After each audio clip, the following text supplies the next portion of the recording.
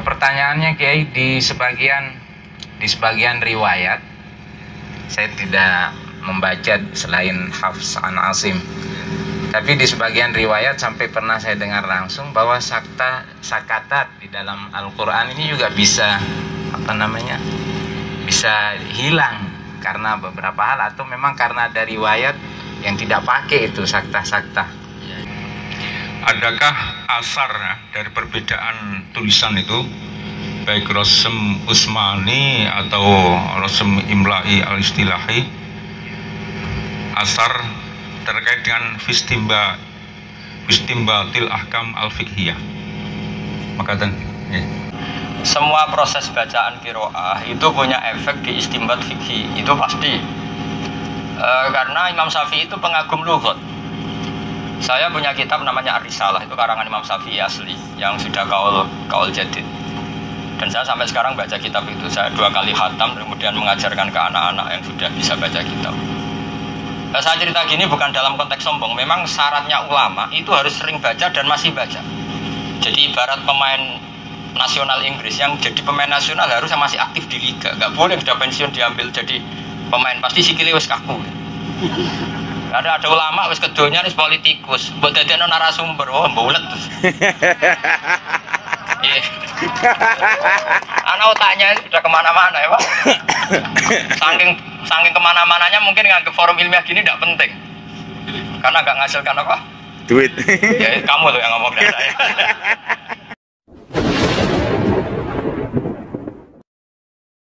Season tanya jawab.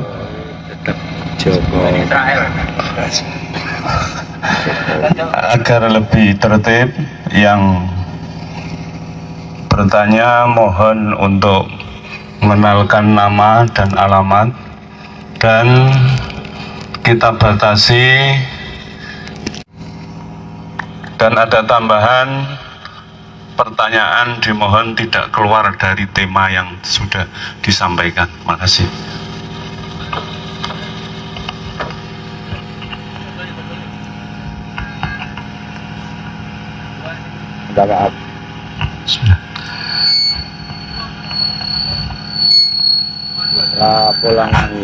Maju. Saya Maju situ. Bengung. Pulau Johari Kiai. Saking Semarang. Ngapunten menawi pertanyaan kula receh banget Kiai. Tadi menarik penjelasan Kiai mengenai sakta fatalistiknya apabila diwasolkan. Misalnya ya. Iya. Saya bertanya, kalau diwakafkan sekalian bagaimana? Barangkali ada fatalistik berikutnya begitu Kiai. Yang kedua, saya menyimpulkan bahwa Rasm Usmani itu mengakomodir semua qiraat gitu. Apakah ada qiraat lain? Apakah ada satu qiraat yang memerlukan rasm yang lain, Kiai? Karena pernah saya lihat Quran rasm warosh istilahnya kalau nggak salah, yang memang tulisannya berbeda. Bagaimana posisinya terhadap rasm Usmani? Makasih.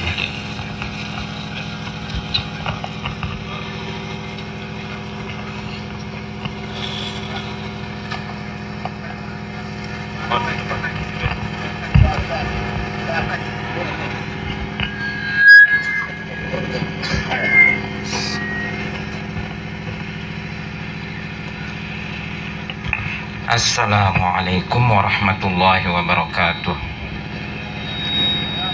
Gak maju dikit Pak Yai. Abdul Aziz bin Agil dari Lombok, pusat gempa. Mohon maaf, alhamdulillah. Kiai, sebenarnya saya kalau orang Lombok bilang leger, Kiai.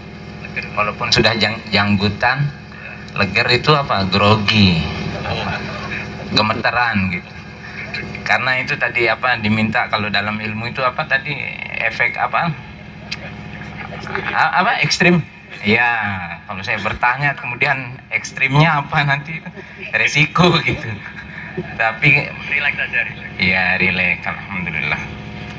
Tadi yang pertama ya untuk sakta tadi disampaikan kalau tidak kalau tidak dipakai saktanya maka akan dimakna nanti akan ada rancu gitu ya. Pertanyaannya Kiai, di sebagian riwayat, saya tidak membaca selain Hafs an Asim, tapi di sebagian riwayat sampai pernah saya dengar langsung bahwa sakatat di dalam Al-Quran ini juga bisa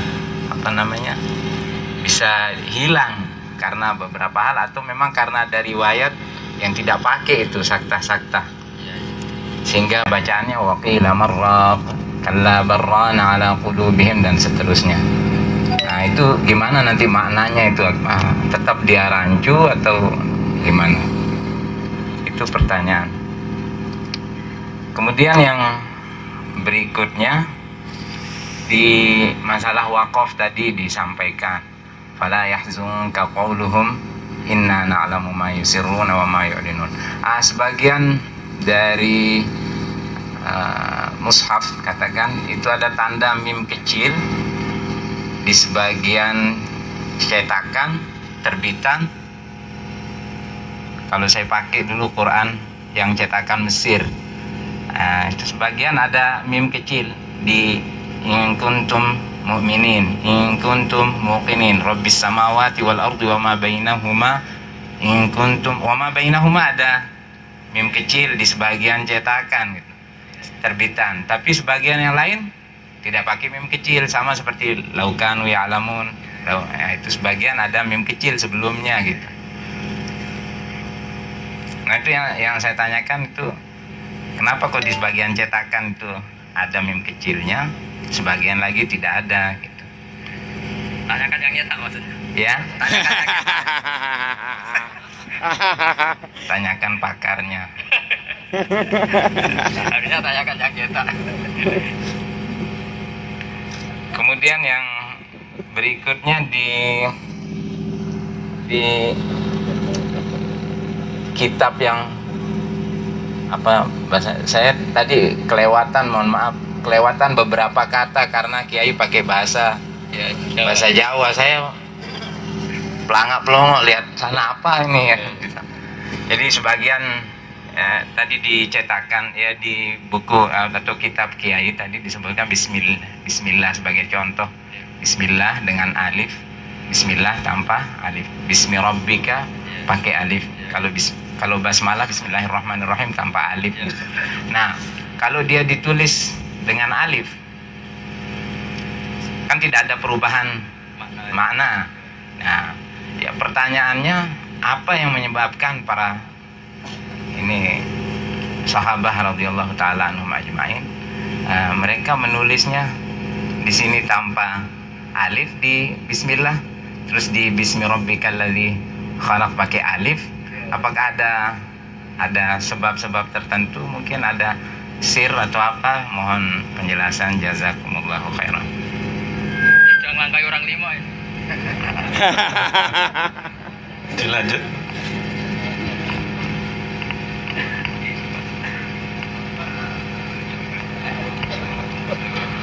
Assalamualaikum warahmatullahi wabarakatuh.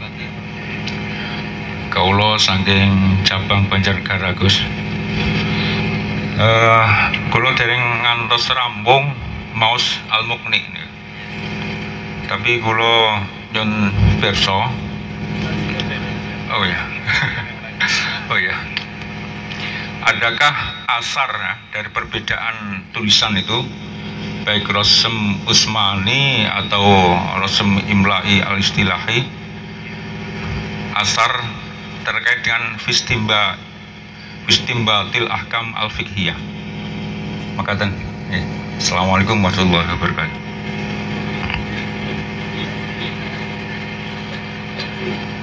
Tambah satu terakhir ya, kita sepakati ya. Oke, sepakat. Yang dari NTB aja udah 5. Assalamualaikum warahmatullahi wabarakatuh. Syamsuri dari Banyuwangi, Kiai. Mohon maaf, kami mendengarkan dawa-dawa Kiai tadi, ada yang nyaut dan banyak yang tidak nyaut. Karena memang ya orangnya sekecil ini. Akhirnya bertanya begitu. Ini kadang kita tadarus bersama beberapa teman, dan mushaf yang dipakai dari beberapa percetakan, sehingga di sana ada mushaf di suatu kalimat ada tanda wakaf, di punya yang satunya tidak ada tanda wakaf. Yang perlu saya minta ilmunya atau pertanyaannya, bagaimana kalau kita ditanya ini ikut yang mana, yang benar yang mana, begitu? Ada yang tanya? Ada.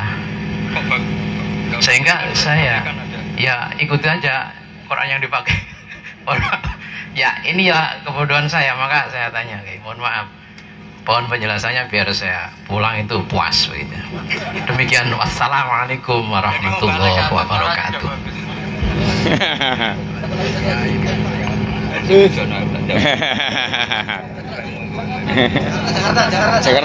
Jakarta. Cukup. Saya tak di sini dan gampang. Ini santai aja ya, ini karena belajar ya. Iki. Ini tadi tanyanya ekstrim apa bisa nego ya? Tadi urutan yang pertama tadi yang masalah apa? Oh, balik.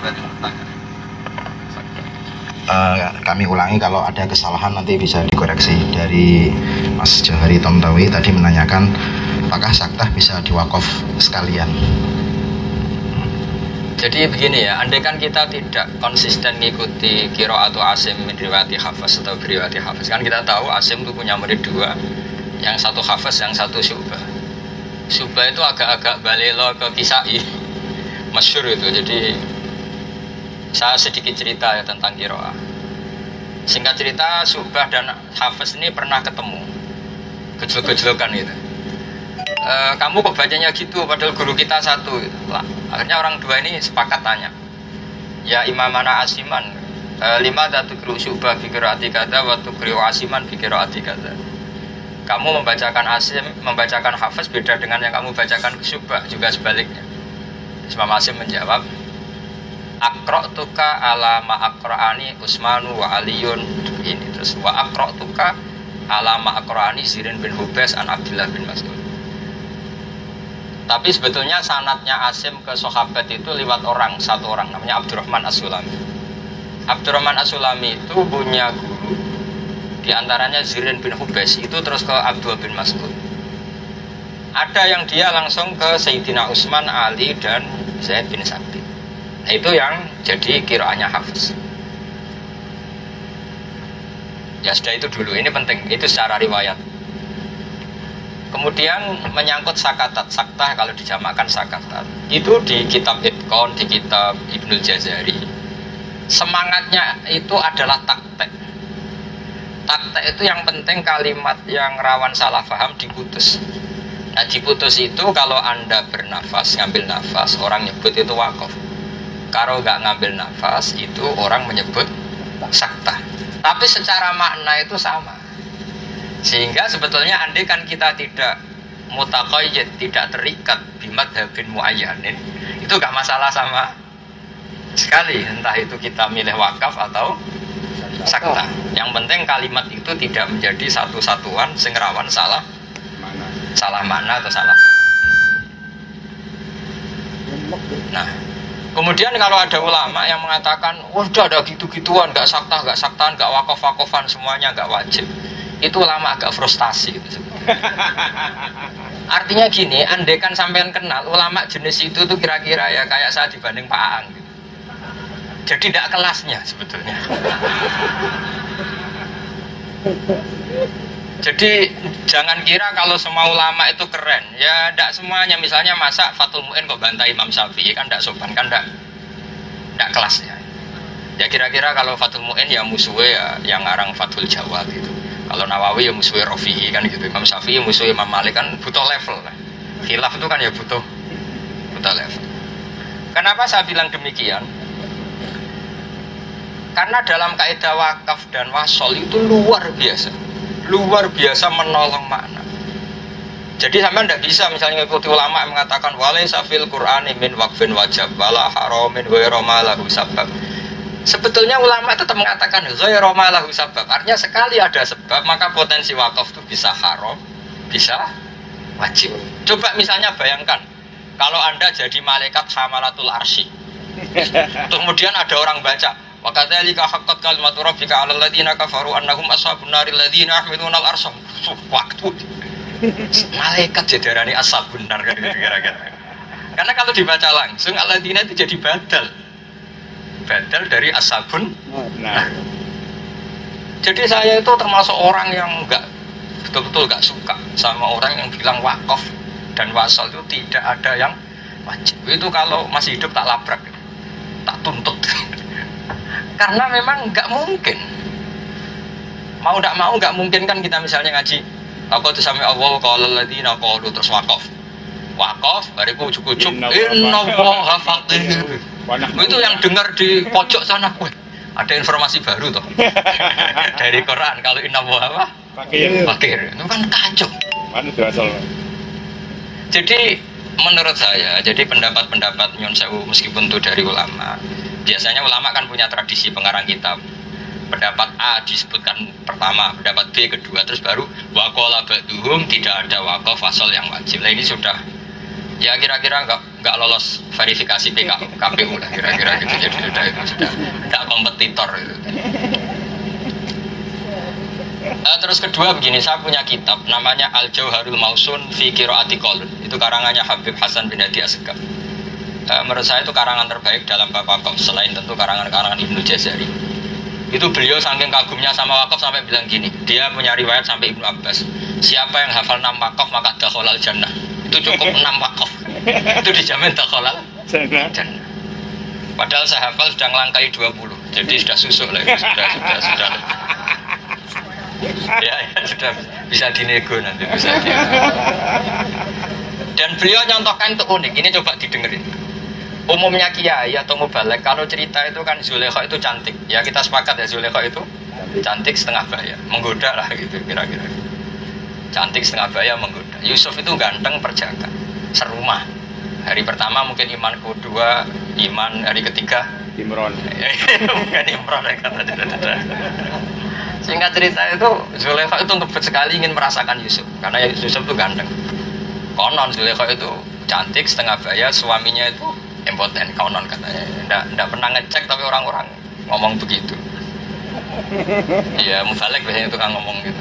Nggak tahu Israiliyat apa enggak. Tapi kalau itu jadi rezekinya mubalik ya monggo lah. Bukan sudah jadi rezekinya apa? Mubalik ya semonggo lah, saya ikhlas. Yang benar tidak seperti itu. Terus mereka bilang gini, Yusuf karena manusia ya tetap gereng gitu. Sampai Yusuf yang Nabi itu diartikan gereng itu ya agak Imron gitu. Kata tadi kayak Imron tadi. Ya tadi kata apa ini kata. Ini provokator tadi. Nah kata Habib Hasan bin Abdul Hadi Assegaf, sebetulnya Nabi itu maksum dan Yusuf nggak pernah seperti itu. Jadi kalau dibaca secara benar bin walaqad hammat bi. Coba secara nahwu. Yang ditaukiti dengan la itu juga ditaukid. La pendek ya, bukan dengan tanpa alif ya. La fi khusrin gitu. La kan ditaukid. Qad juga ditaukid jelas. Walaqad hammat bi. Zulaikha bener-bener ngebet. Sudah setengah baya, cantik, gak pernah dikumpuli suaminya, ketemu cang ganteng serumah. Itu ngebet banget. Titik wakaf. Terus wahamma biha laula arroa burhana rabbi. Yusuf pun mau begitu, tapi tanpa taukid, tanpa qad, tanpa lam. Yusuf pun mau begitu laula arroa burhana rabbi. Yusuf pun mau begitu kalau saja tidak melihat burhana rabbi. Dalam tafsir diterangkan burhana rabbi itu ya kira-kira Yusuf sudah mau agak gereng, bapaknya datang karena bapaknya Nabi Yakub datang ditewabuk kira-kira bocah anak Nabi ngono sembrono kira-kira gitu. Cara ning Jawa Gus kurang ajar gitu. Gus kok demenan itu kan kayak gitu. Gus apa itu kira-kira gitu. Ketua Partai Islam kok korupsi apa itu kira-kira. Artinya gini. Laula itu dalam bahasa nahwu kan limtina isein liwujudi Jadi kalau dikatakan laula zaitun la akramtuka, kalau saja tidak ada Zaid di sisi kamu, pasti saya menghormati kamu. Artinya apa? Berhubung ada Zaid di situ, saya tidak jadi menghormati kamu. Jelas ya? Jadi misalnya ada sentimen kamu dengan Zaid. Terus Zaid di situ, terus ada orang bilang laula zaitun la akramtuka. Andai kan tidak ada Zaid, maka saya memuliakan kamu. Sekarang kalau ada Zaid di situ, jadi memuliakan kamu enggak? Enggak. Berarti mereka Yusuf itu hama andai kan tidak ro'a burhana rabbi. Faktanya Yusuf ro'a burhana rabbi. Jadi hama enggak? Enggak. Sehingga sebetulnya enggak perlu ditakwil seperti di kitab-kitab tentang Nabi Yusuf. Kalau wakafnya benar, maka Yusuf ini sudah enggak tersangka. Karena dia enggak jadi hama, karena dia ro'a burhana rabbi. Coba kalau wakafnya benar. Walaqad hammat bih waqaf. Terus wahamma biha laula arro'a burhana rabbi. Nah, bukti bahwa teori ini benar terusannya apa ayat? Kadzalika linasrifa anhu su'a wal fahsya. Begitulah kata Allah, saya menyelamatkan Yusuf dari keburukan dan potensi perzinahan. Nah, tapi kalau kamu tidak wakaf, maka gerengnya Zulaikha sama dengan gerengnya Yusuf, sehingga terjemahnya Zulaikha ya gereng dan Yusuf juga gereng. Nah, ini kan menyamakan Nabi dengan Zulaikha. Jadi kalau wakaf salah, ini masalah. Jika kalau ada ulama bilang wakaf wasol ora penting, pokoknya anda diwoco, yaitu ulama amatir. Maksudnya tidak kelasnya sama ulama-ulama yang tahu faedahnya wakaf dan apa wasol. Itu maksud saya seperti itu. Jadi ini bukan bully, bukan apa, biasa saja, ini memang ilmu ya. Jadi terus kedua tadi yang harus wakaf annahum ashabun. Nah, terus kayak inna woha la yastahi. Bayangkan misalnya ada orang wakaf inna woha la yastahi, terus wakaf. Terjemahnya gimana? Allah tidak punya rasa malu. Kayak apa kriminalnya kita? Loh karuan cah cilik, wong maklumi cah cilik. Ini guru biro hati.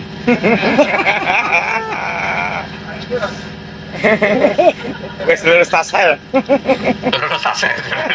Provokator kalau itu terusannya provokator. Jadi ini rileks saja, ilmu itu ya diamati, dirasakan. Makanya saya nerangkan rileks. Kalau setuju ya boleh, ndak ya agak kurang ajar lah, ini ilmu kok ditentang gitu kan. Karena ini ada kitabnya saya baca. Jadi saya baca wakaf itu berkali-kali. Saya sering baca kitab khusus wakaf. Saya punya kitab An-Nasr fi Qira'atil Ashr karangannya Ibnu Jazari. Itu jan bab wakaf wasol.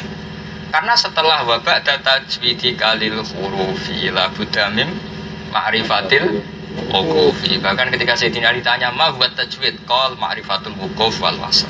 Mengenali wakaf dan wasl. Terus ketiga begini, ini penting sekali. Wakaf itu juga harus kita katakan dalam bab iltifat. Iltifat itu peralihan satu tema. Yang pertama misalnya siwat ghaib, kemudian jadi mukhotob. Itu juga harus wakaf menurut saya. Karena kalau nggak gitu rusak. Kecuali kita ditolong oleh tafsir Jalalain atau tafsir-tafsir yang lain. Misalnya begini, ini contoh yang terkenal. Kamu pasti hafal. Alhamdulillahirabbil alamin. Sepakat ya bahwa alhamdulillahirabbil yang ngendikan Allah. Ar-Rahmanir-Rahim yang ngendikan Allah. Tapi ketika iya kana budu adalah qaulullah sing tarbiyatan li nabi atau qaulullah sing takdiban li nabi. Makanya kata Imam Suyuti, sama lihat nanti kalau pulang langsung lihat di tafsir Jalalan itu di semua tafsir. Wa yuqaddaru qablahu qulu. Karena nggak mungkin kan misalnya Allah yang ngendikan kemudian Allah ngendikan itu dengan kalimat yang sama kepada Nabi. Iya karena butuh. Kalau Allah yang ngendikan berarti kepadamu aku menyembah. Lu Quran kan dawuh Allah. Sing didhawuhi Nabi berarti Allah dawuh. Iya karena butuh. Kebayang nggak? Nggak kebayang kan? Allah dawuh gitu ke Nabi iya karena butuh. Berarti saya menyembah kamu. Kecuali ditakdirkan sebelum itu ada kulu. Gini loh Mat, di antara ajaranku adalah katakan iya karena butuh. Maka menurut saya semua penerjemah sebelum kata iya karena butuh harus nambahi katakan Muhammad iya karena butuh. Karena itu bukan kalimat dari Allah untuk Nabi, tapi ya benar tetap dawe pangeran. Tentu semua Quran dawe. Itu dawe pangeran marahi Nabi ini. Orang kok dawe pangeran menghitopi Nabi. Paham ya? Jelas ya? Sehingga di tafsir-tafsir bilang iya karena butuh sebelumnya dikasih kalimat apa? Kulu.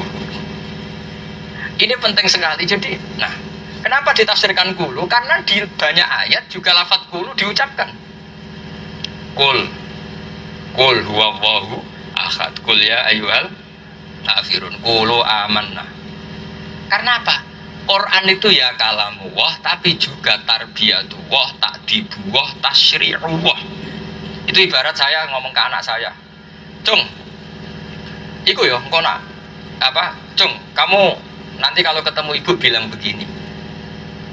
Ya sudah, itu ya satu kalimat yang perlu diceritakan anak saya. Tapi bukan dari saya, biar kalimat itu keluar dari anak saya. Misalnya saya bilang, Cung, anakku kalau ketemu ibu bilang, Ibu, saya hormat sama kamu karena kamu ibu saya. Terus anak saya bilang gini, Bu, kata bapak, kamu itu ibunya. Loh, keliru. Istri saya ya ada ibu saya. Paham ya? Paham, kira-kira seperti itu. Jadi ya karena butuh Allah itu kira-kira bilang, Muhammad kalau sholat bilang ya karena butuh ya. Berarti posisi dari Nabi ke Allah. Meskipun kalimat ini ya kalamullah karena ajaran Allah, paham ya? Itu yang bisa menolong apa? Ya wakaf ya, apa? Wakaf. Jadi dengan wakaf itu orang bisa jeda. Jadi setelah nyifati Allah yang bisifatin saniyah, bisifatin rofiat, bisifatin kamilat, terus kita kangen sama Allah. Terus iya kan apa? Ihdinas siratal yang mustaqim ya seperti itu. Ayo ihdinas siratal mustaqim. Masa Allah bilang ke kamu ihdinas Siratal mustaqim. Masa Allah minta hidayat kepada kamu, kan tidak mungkin. Tapi tentu itu juga dawai Allah sebagai piwulangan, Doro Jawa sebagai pelajaran. Ya kira-kira seperti itu. Saya bilang ke anak saya, Jong bilang ke ibu kamu, ibu saya hormat kamu, cinta kamu karena kamu ibu saya. Kan nggak bisa terus anak saya menganggap itu satu hikayah. Bu, saya cinta kamu kata bapak, kamu ibunya. Kacau nggak kalau diganti gitu? Kacau nggak? Oh kacau sekali. Terus berikutnya ya kalau Quran waros itu riwayatnya sudah mutoribah. Kalau rosemnya itu yang tidak mutoribah ada sanad musalsal ya rosem usmani itu. Sehingga dalam kaidah kiroah masyhuroh atau kiroah yang makbulah adalah kiroah sing wafaqat ahadal masohib al usmaniyah. Jadi memang diantara syarat kiroah tidak sadah adalah apa? Mencocoki salah satu al masohib al Utsmaniyah. Kita tahu Utsman punya mushaf itu sekitar 6. Ya, 6 itu Madinah 2, ya, Madinah yang mushaful imam dipegang Utsman sendiri dan mushaful madani al-am berarti 2 ya, Mekah 1 ya. Berarti berapa sudah? 3, Kufah 1, 4, Syam 5. Nah, gila itu ada mengatakan mushaful Bahrain, tapi kayaknya tidak benar itu karena nggak ada bukti. Jadi ada korek penerus.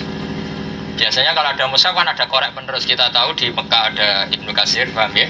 Di Kufah ada 3 malah. Berapa? 3. Yang Kufah berapa? 3 kan? Asim, Hamzah, Isai. Di Syam kita tahu ada Abu Amrin dan Ibnu Amir. Ya, sementara yang lain-lain nggak ada. Itu bukti kalau mushaf ya kira-kira 5 itu. Nah, perbedaan yang nggak bisa disatukan adalah misalnya kiroah wawasso dengan wa'auso, kan jelas ada pertambahan huruf. Kiroah tajri tahtahal anhar yang di juz 10 ya, kita yang tanpa min itu. Di kiroah yang lain tetap min tahtihal anhar, tapi itu nggak banyak lah contoh-contoh seperti itu. Jadi saya pikir ya tetap kaidahnya itu tetap pakai rosem apa? Usmani. Rosem Usmani seperti yang di kitab saya Hifdzuna lihadal Mustafid. Makanya saya tidak bilang lihadal Quran karena kalau sudah rosem itu kaitannya baik mushaf bukan dengan Quran, karena ini tulisan tuh bukan bacaan. Ya bacaan.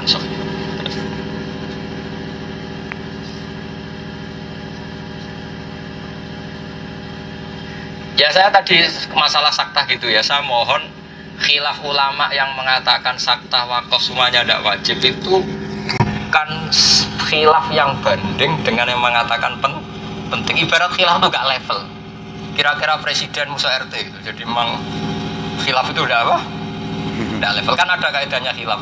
Walaysa kullu khilafin ja'a mu'tabaro illa khilafal ladzi khaddu minan nadhari. Tidak semua perbedaan ulama bisa dianggap toleransi kecuali perbedaan sing level. Misalnya gini, dalam nikah syarat sahnya pakai apa? Wali dan 2 saksi. Meskipun Mu'in cerita, ada kaulnya Dawud Al-Bahiri nikah tanpa wali. Ada enggak yang mengesahkan pendapat Dawud Al-Bahiri? Ada enggak? Enggak ada, karena khilaf ini dianggap tidak level, tidak apa? Tidak level. Makanya wadal khilaf matrukun di siddati itu ini khilaf ditinggalkan saja karena benar-benar apa? Benar-benar apa? Doif, enggak level. Jadi menurut saya kita tahu secara dialek keseharian saja wakaf itu penting sekali. Misalnya saya bilang gini, Cong nak tuku sate ya, Cong kalau kamu beli sate jangan di Semarang, Jeddah.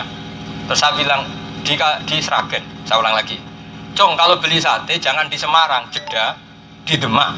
Mesti maknanya itu jangan di Semarang tapi di Demak. Tapi kalau langsung, Cong jangan beli sate di Semarang, di Demak, di Sragen, semuanya dilarang nggak?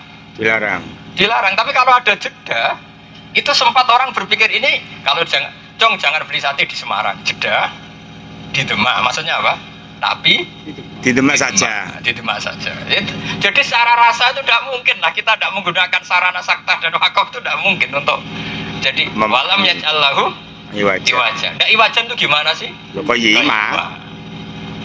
Sudahlah, jadi kita ikut saja sama ulama-ulama yang mutabar, dan itu kebetulan kita pun ikuti ulama hafiz yang memang pakai sakta. Kalau imam kita saja mengharuskan sakta, pasti karena ada makna hikmah keharusan sakta. Kenapa kita membayangkan tanpa sakta? Ini kan murid balil. Ya sepakat ya? Sepakat. Ya anut waliul amri tadi. Terus berikutnya. Oh kalau yang mem-mem kecil, sebagian cetakan ada, sebagian enggak. Tentu yang jawab yang nyetak, itu udah saya itu. Tapi kalau contohnya yang tadi laukanu ya'lamun in kuntum mu'minin memang sama-sama wakaf jaiz. Jadi potensinya itu memang potensi apa ya? Yang nggak penting lah, intinya nggak penting lah, nggak prinsip-prinsip apa. Cuma dugaan saya yang nulis mem, ini tadi penanya dari NTB. Apa dia? Begini namanya. Itu gini Pak Abdul Aziz, potensinya begini, yang nulis meme, yang fanatik nulis meme, potensinya itu kira-kira itu orangnya ahli nahwu. Apa? Ahli nahwu kan begini misalnya. Wa 'ala Allahi fatawakkalu misalnya in kuntum mu'minin misalnya. Kan potensinya begini.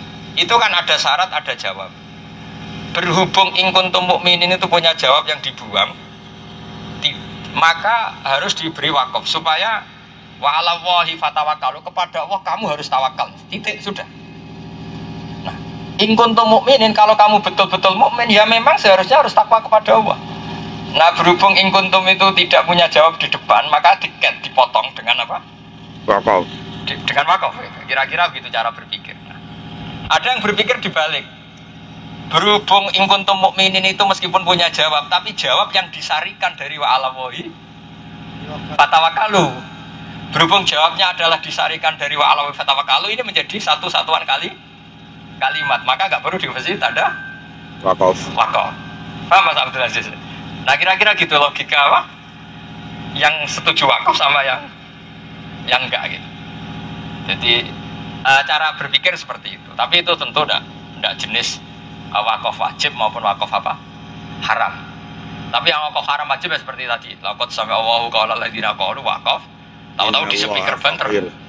Inna Allah fakir. Jadi menurut saya kok ada ulama bilang wakaf dan wasol itu semuanya jaiz.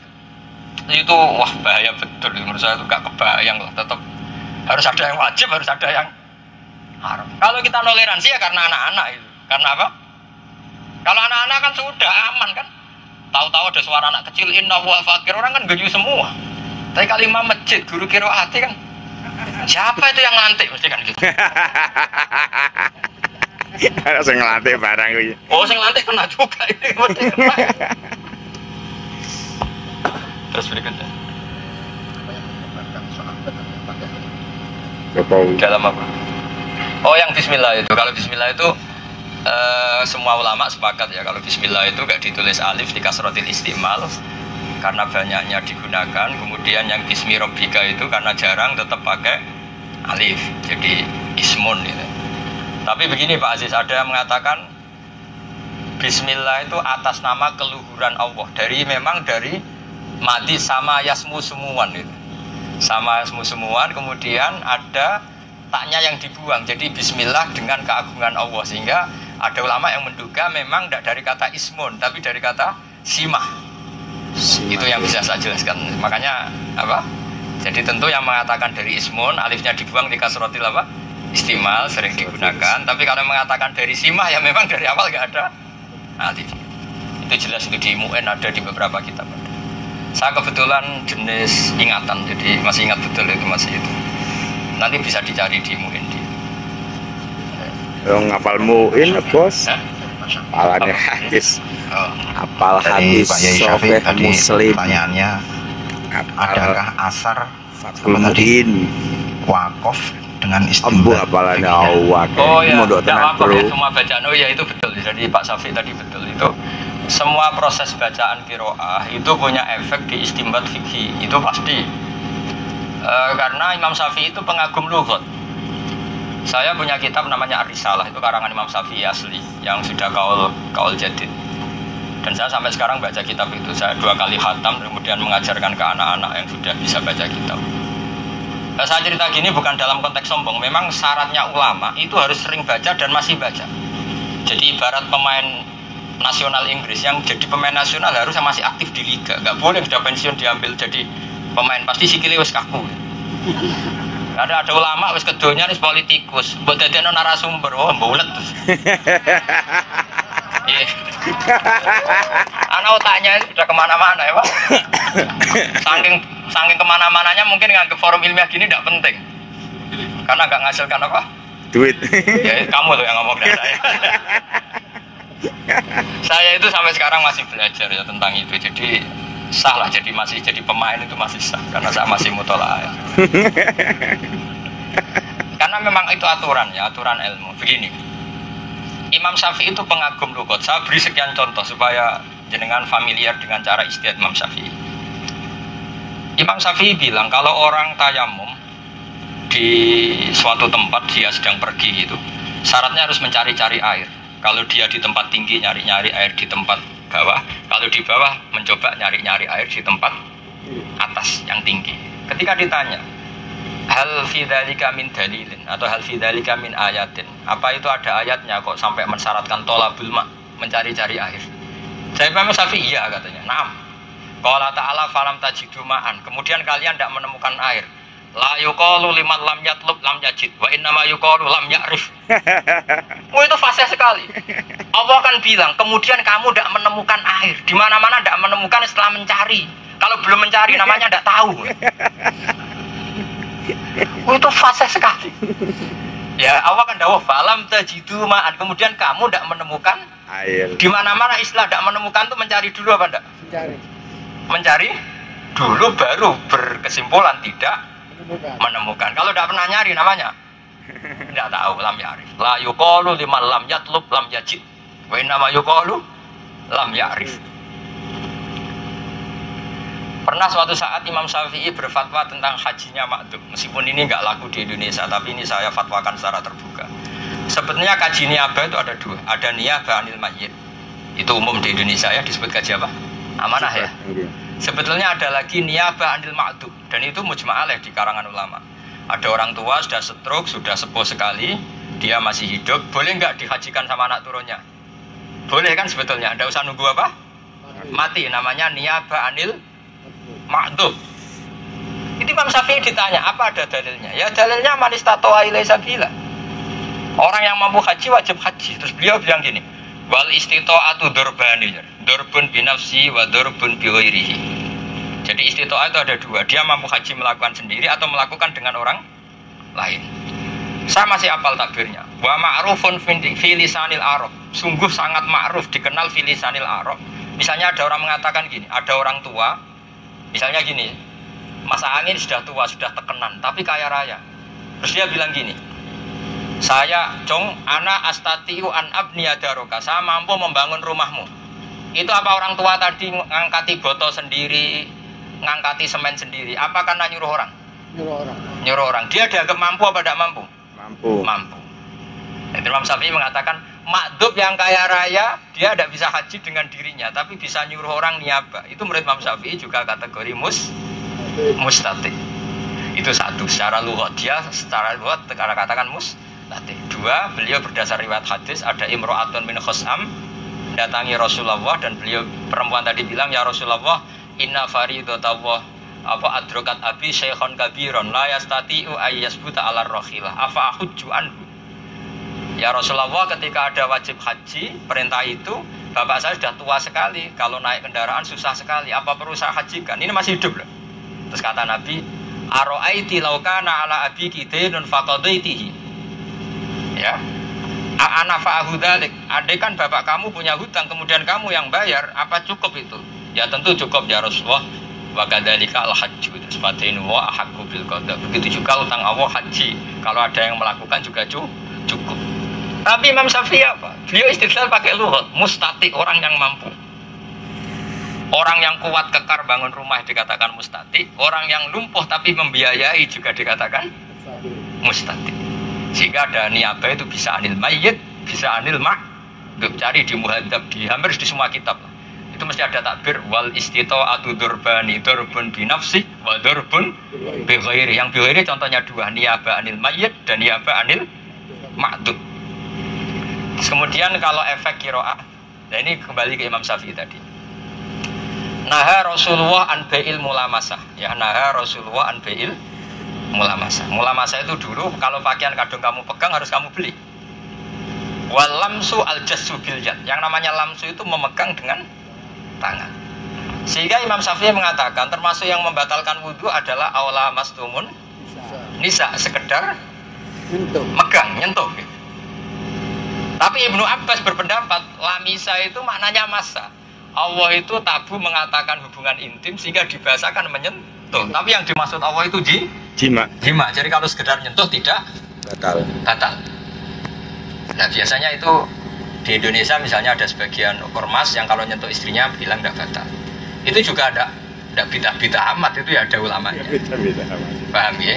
Kalau orang itu agak nakalan gini, kalau di Indonesia ikhtiyat, kalau pegang perempuan wudu, tapi khusus bab kaji, diskon. Karena nggak mungkin tawaf kok nggak nyentuh perempuan. Jadi pas haji intikal apa? Intikal imam ya kan, masyhur kan? Ayo kalau sampean tawaf, siapa yang berani nggak nyentuh perempuan? Nggak mungkin kan? Musa sudah khusyuk aja tahu-tahu digandeng perempuan.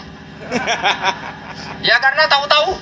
Jadi ada orang Medan kira saya itu suaminya, tahu-tahu digandeng. Waduh repot. Ya untungnya ada pati cantik jadi aman.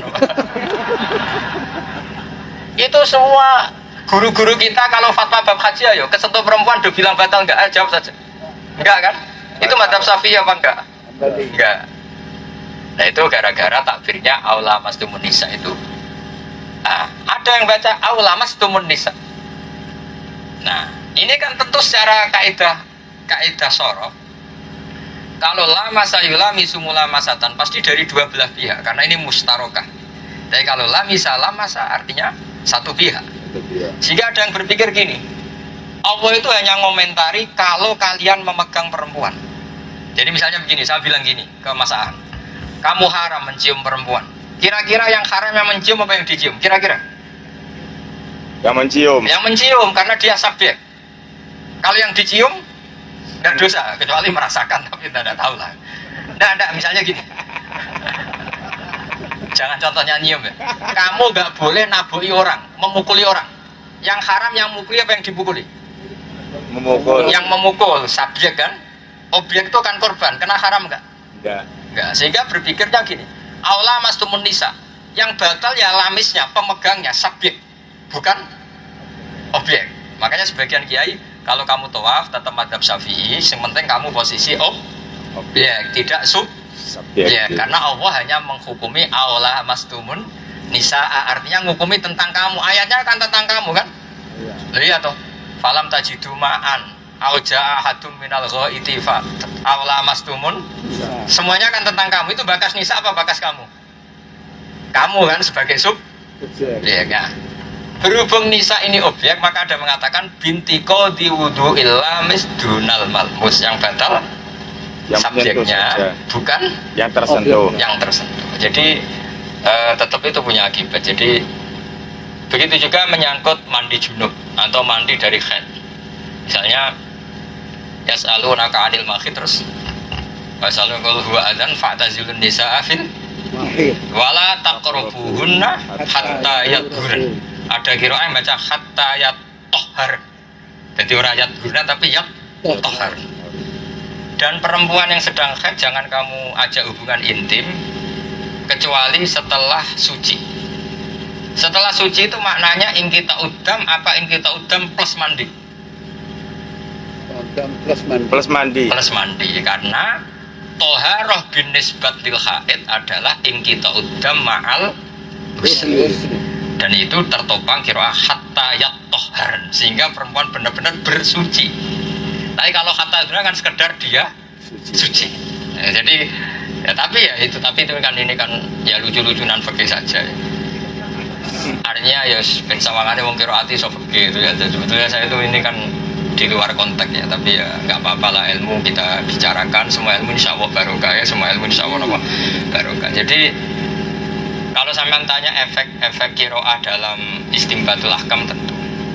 Bahkan saran saya, bahkan kiroah syadah pun punya kontribusi makna. Padahal itu kiroah yang divonis apa? Syadah. Misalnya wasariqu wasariqatu faqta'u aydiyahuma. Maling itu dipotong dua tangannya.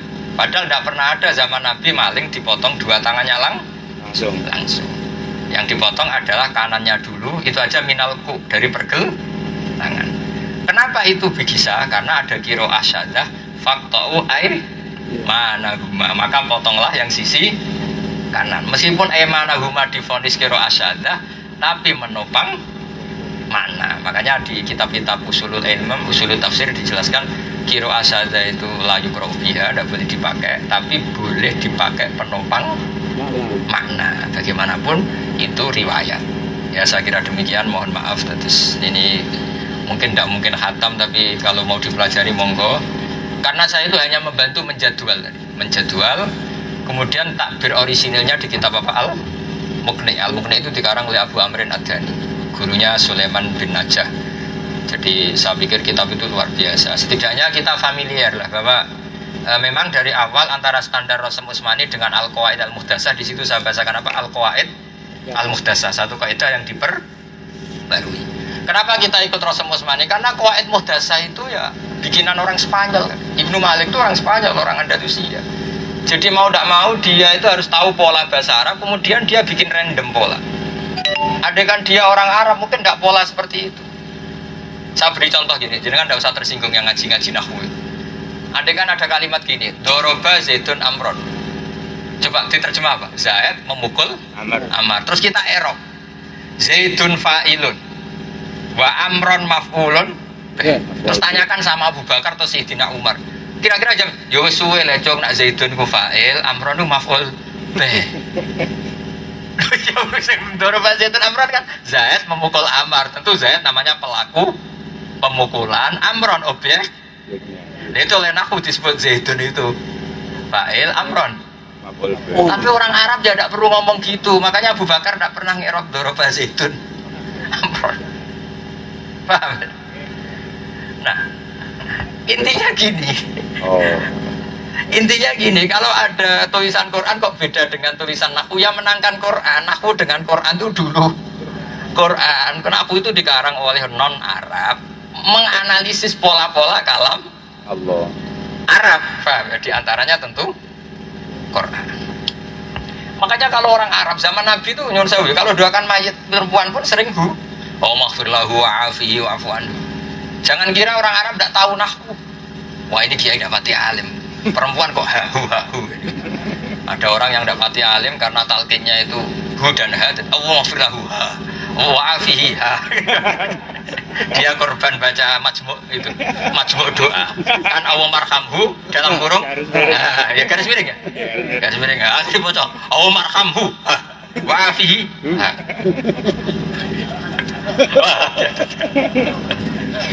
Sebetulnya kalau ulama-ulama dulu biasa di kitab Bajuri diterangkan, walau qala lil unsa, mayit perempuan bilang hu juga boleh bi iradati syakhsi awil mayyit fa inna syakhsa yasmalu dzakar wal unsa. Jadi bisa au maghfir lahu ay hadza syakhsa wa syakhsu ya'ummu imma yakuna dzakaran Unsa. Sehingga kenapa di Quran semuanya pakai dhamir mudzakkar, karena itu nggak masalah. Coba lil muttaqin alladzina yu'minuna bil ghaibi, masa terus ibu-ibu protes?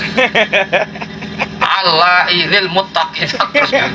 Wah nanti repot. Alladzina amanu ganti Allah amanna billah wa ya'malna sholihan, nanti repot. Walahum adzabun alim. Loh, lelaki lo yang kena adzabun alim.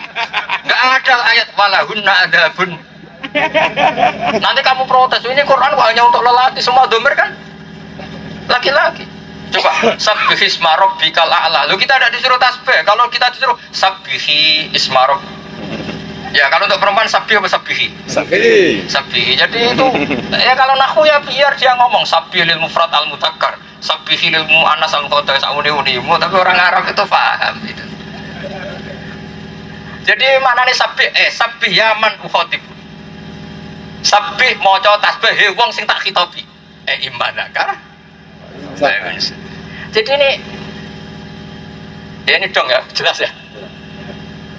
Jadi nah Quran itu di atas nah, sehingga kalau ada dhamir mudzakkar itu ya lil ghalaba umumnya seperti itu, dan nanti cara mentahmilkan adalah sakhs atau ya sakhs atau man itu kan imam mudzakkar wa imam apa? Tapi kalau nahwu ya biar bikin kaidah gitu. Kalau lelaki ya sabbih, kalau perempuan sabbih. Tapi nyatanya mbak itu kalau setahu saya assalamualaikum warahmatullahi wabarakatuh. Karena kalau sesuai nahwu ya keselen. Ketemu perempuan satu assalamualaikum ya roh. Barang ketemu perempuan banyak assalamualaikum. Nah, lama-lama orang nggak hafal salam karena mikir ini. Ya ada mubalik yang ngangke assalamualaikum warahmatullahi, itu latihan mubalik itu. Itu lagi seneng-senengnya darah iso ngaji, paham ya? Nah kalau bosen. Iya kalau gitu nanti orang Betawi tidak jadi salam karena harus. Dan anak kecil nggak bisa latihan salam kan? Kalau perempuan satu assalamualaikum, kalau banyak alaikunna. Soalnya ono lanang bewe itu dari situ iki kum tak kunna. Akhirnya mau sih tak pikir bahasa Arabnya. Ya di mana-mana itu ada lil ghalabah apa? Lil ghalabah. Umumnya yang dibahas dalam publik itu lelaki. Sehingga khitab itu seringnya ditujukan kepada lelaki. Jadi misalnya lelaki sini harus jaga-jaga, jangan sampai ada motor kecolongan gitu. Suatu saat ada perempuan tahu maling nyolong sepeda motor, dibiarin aja. Kan kewajiban lelaki. Itu perlu diobatkan nggak perlu? Jadi sesuatu itu orang itu akan tahu maknanya meskipun khitab untuk lelaki. Makanya itu ada jalil ghalabah, umumnya demikian. Jadi saya mohon Quran itu istimalul arab, makanya disebut wa innahu latanzilu rabbil alamin nazala bihir ruhul amin ala qalbika litakuna minal mundzirin bilisanin arabiyyun mubin. Dan termasuk lisanul arab adalah malu membakas perempuan di pentas publik, sehingga kesannya semua khitab hanya untuk lelaki. Saya kira demikian, mohon maaf. Assalamualaikum warahmatullahi wabarakatuh. Jokowi.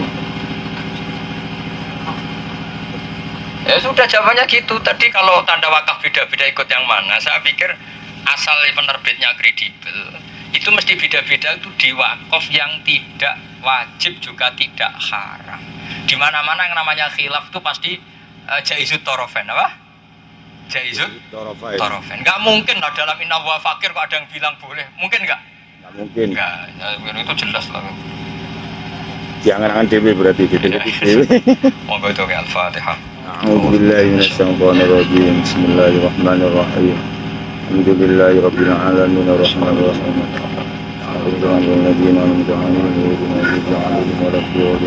Bismillahirrahmanirrahim. Amin. Allahumma ja'alna mutaakhina fika mutahaqina fika mutabadilina fika mutanasihina fika.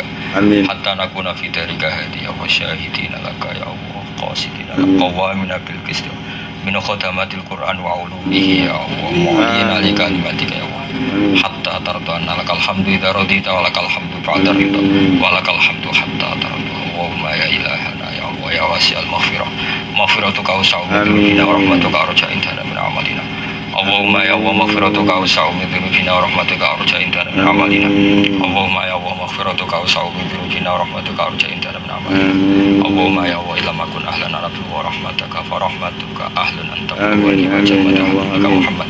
Allahumma rahmata habibika Muhammad wa aslih ummata habibika Muhammad wa tajawaz ummata habibika Muhammad wa aslih sha'nana kullah. Rabbana atina fid dunya hasanah wa fil akhirati hasanah wa qina adzabannar. Sallallahu alaihi wa sallam wa baraka sallallahu alaihi wa sallam. Salamun ala al-mursalin walhamdulillahi rabbil alamin.